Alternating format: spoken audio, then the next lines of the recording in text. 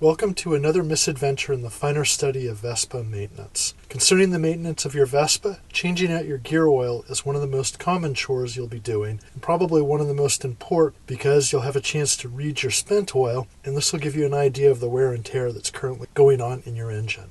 So, for this video, you will learn how to change out your gear oil and check for problems with your engine. For this work, you will need the following tools: 10mm open or socket wrench, a large bladed screwdriver, a bowl or cup or something to spill oil into, gear oil, black paint pen, rubber gloves and rags, and one of the following: either an oil pump, a turkey baster, a large syringe, or even a mustard bottle.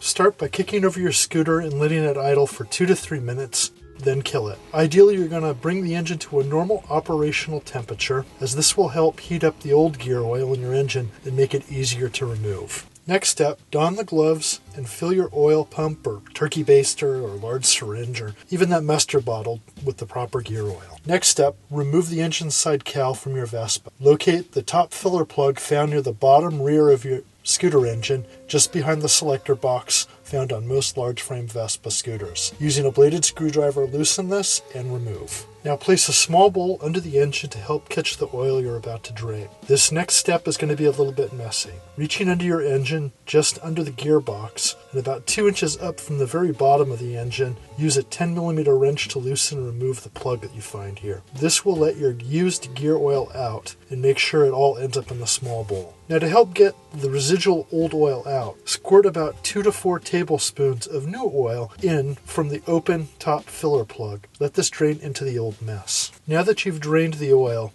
let's take a moment to take a good look at it. Does it look like this? If so, good. That's what used gear oil should look like. Now let's say that your gear oil doesn't look like the above. So what does it look like? For instance, does it look like this? Okay, that's probably not good. The reason why is because there's gasoline mixed in with it. Maybe your oil looks like this. In this case, you've somehow gotten water into your gearbox. Again, this isn't good. Now take your finger and fish around a little bit into the oil. Are you seeing little bits of stuff? Is it spongy? If so, you should probably look into rebuilding your clutch in the near future.